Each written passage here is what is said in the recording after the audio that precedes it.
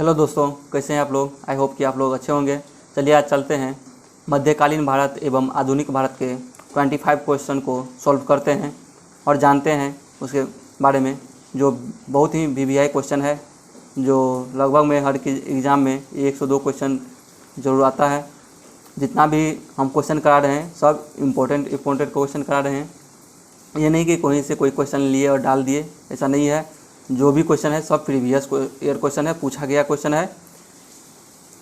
आप लोग स्टार्ट करने से पहले लाइक कर दें, शेयर कर दें एवं सब्सक्राइब कर दें और बेल आइकन घंटी ज़रूर दबाएं, जिससे जितना भी वीडियो डालें नोटिफिकेशन आप लोगों तक पहुंचता रहे। चलिए आज का पहला क्वेश्चन क्या करा है, शाहजहाँ कालीन प्रथम पुस्तक कौन सी है। तो शाहजहाँ कालीन प्रथम पुस्तक कौन सी है, तो ये पादशाहनामा, ऑप्शन नंबर सी इसका सही उत्तर हो जाएगा। अभी बहुत ही घूंघार बारिश हो रही है यहाँ पे। चलिए तो आप लोग भी बारिश का मज़ा लीजिए, लेकिन पढ़ाई पे ध्यान दीजिए। थोड़ा ही देर अच्छा से पढ़िए, लेकिन पढ़िए, यही पढ़ाई का समय है। जहाँ भी है आराम से घर में रहिए, सुरक्षित रहिए और पढ़ाई करते रहिए। चलिए अगला क्वेश्चन देखते हैं।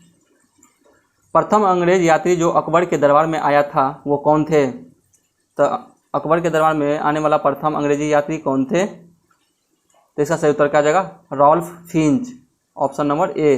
तो रॉल्फ फिंच कौन थे, तो प्रथम अंग्रेज यात्री थे जो अकबर के दरबार में आया था। चलिए अगला क्वेश्चन देखते हैं। जहांगीर के दरबार में कौन आया था। तो जहांगीर के दरबार में कौन अंग्रेज आया था, तो ये हॉकिंस आया था, ऑप्शन नंबर ए इसका सही उत्तर हो जाएगा। पहले अंग्रेज आने वाले जहांगीर के दरबार में कौन थे, तो ये हॉकिंस थे, ऑप्शन नंबर ए इसका सही उत्तर हो जाएगा। चलिए 4 नंबर क्वेश्चन देखिए। अकबर ने तीर्थ यात्रा कर किस वर्ष समाप्त किया। तो ये याद रखने का बहुत आसान तरीका है। 30 से क्या हो जाएगा 63 और 30 से क्या हो जाएगा तीर्थ, तो क्या हो जाएगा 1563। 30 से तीर्थ और 30 से क्या हो जाएगा 63, तो क्या हो जाएगा 1563 में तीर्थ यात्रा कर और 64 में क्या किया था, जजिया कर समाप्त किया था। किसने, तो अकबर ने। इसका सही उत्तर क्या हो जाएगा, ऑप्शन नंबर सी। चलिए अगला क्वेश्चन देखते हैं। चौसा का युद्ध कब हुआ। तो चौसा का युद्ध कब हुआ, तो ये 1539 में हुआ था। चौसा का युद्ध किसके किसके बीच हुआ था, तो ये हेमू नहीं,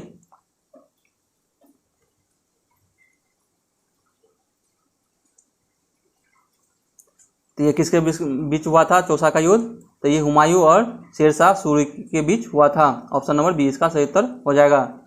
चलिए कन्नौज का युद्ध कब हुआ।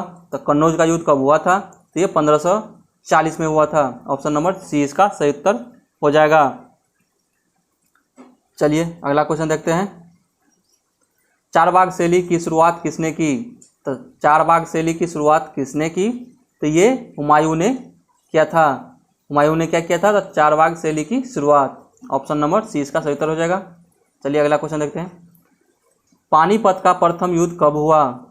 तो पानीपत का प्रथम युद्ध कब हुआ, तो ये 1526 में हुआ था। और किनके बीच हुआ था, तो बाबर और इब्राहिम लोदी,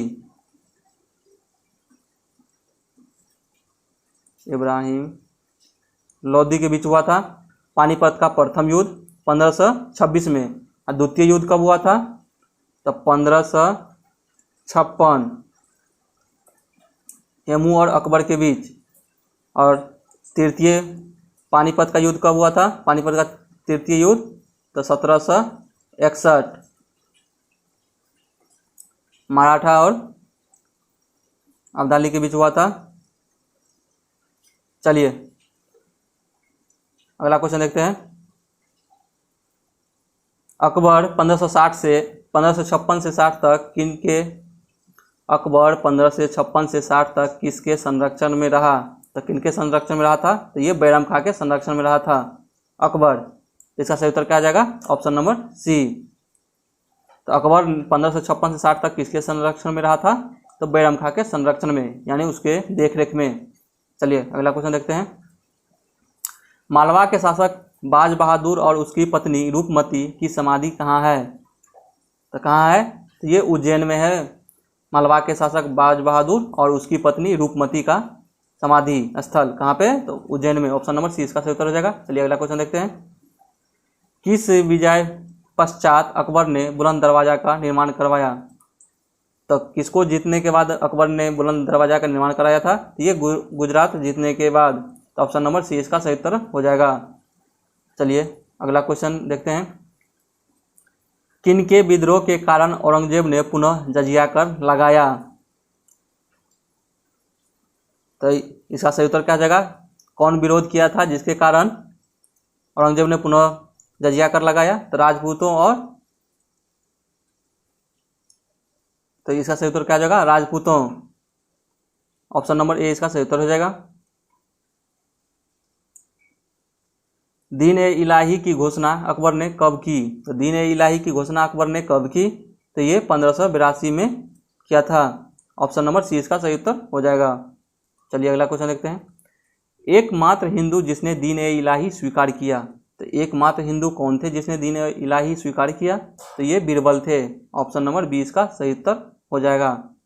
चलिए अगला क्वेश्चन देखते हैं। किस मुगल बादशाह ने अंतिम रूप से जजिया कर समाप्त कर दिया? तो किस मुगल बादशाह ने अंतिम रूप से जजिया कर समाप्त कर दिया? तो इससे पहले लगाया कौन था? तो जहांगीर नहीं, औरंगजेब ने लगाया था।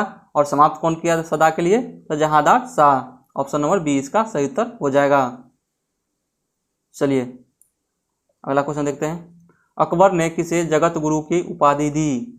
तो जगत गुरु की उपाधि किसे दी गई अकबर के द्वारा? तो हरि विजय सूरी को। ऑप्शन नंबर बी इससे सही उत्तर हो जाएगा।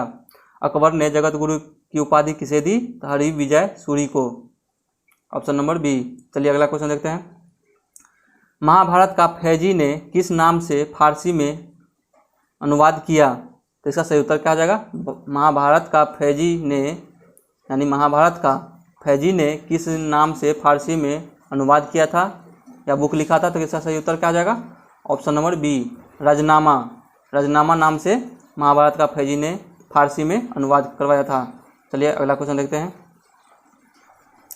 भागवत पुराण का अनुवाद किसने किया? तो भागवत पुराण का अनुवाद किसने किया? तो इसका सही उत्तर क्या हो जाएगा? Todarmal. Option number C Todarmal हो जाएगा इसका सही उत्तर। चलिए अगला क्वेश्चन देखते हैं।